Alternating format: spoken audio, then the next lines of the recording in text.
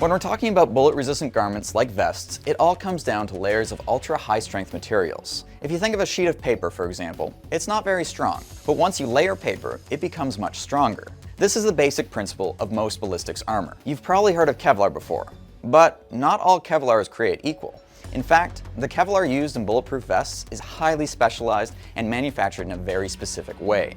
And it's not actually something you as a consumer can go out and buy. For example, this is over half an inch of Kevlar that we bought from McMaster Carr, and as you can see, a bullet went straight through it. Lucky for us, we were able to work directly with some of the manufacturers of these highly specialized bullet-resistant materials, and they actually sent us tens of thousands of dollars worth of the fabric that we needed both for testing and building of this project.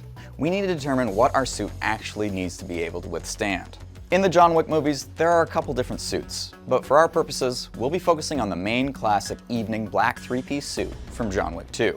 We see the tailor demonstrate the bullet resistance of the suit using what looks to be a P226, a classic standard issue handgun. And throughout the catacombs, we see the suit stand up to a variety of guns, most of which shoot 9mm rounds, but one that takes 45 ACP rounds, an MP5 submachine gun. So that's our goal. How do we balance bullet resistance without sacrificing the aesthetic and flexibility of a suit? Now that's the question we need to answer ourselves at the gun range.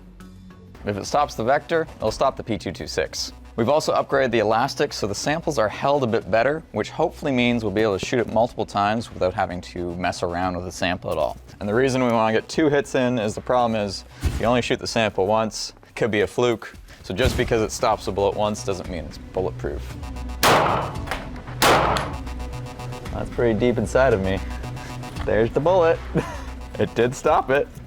The more pancaked the bullet, the better the armor's done. Because as you can see, this one's less pancaked and it almost made it through.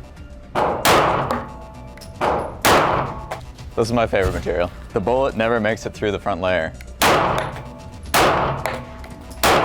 60 passed, 39 passed, 43 passed. Interesting. Woven failed. It was on the seam. I don't like those odds. Oh, 58, still passed. And yes, the quilted failed. So I'm confident. Full failure at 16 layers, and 17 is pushing it.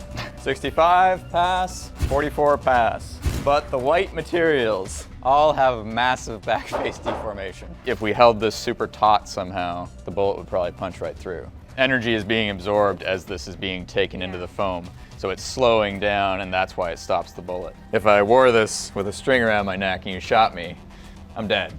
Pass, pass. We've realized our testing method is flawed because this is not a pass. Once again, the data we collected wasn't very useful. We were getting passes from samples that probably should have failed. We needed a better human analog than pink foam. We decided to use oil-based clay. Again, what the NIJ standard actually recommends. Serves me right for trying to cut corners to speed up testing. Using the clay will also allow us to measure the back face deformation accurately, or the depth at which the bullet is stopped. Back face deformation is the reason you still break ribs even when you're wearing a bulletproof vest.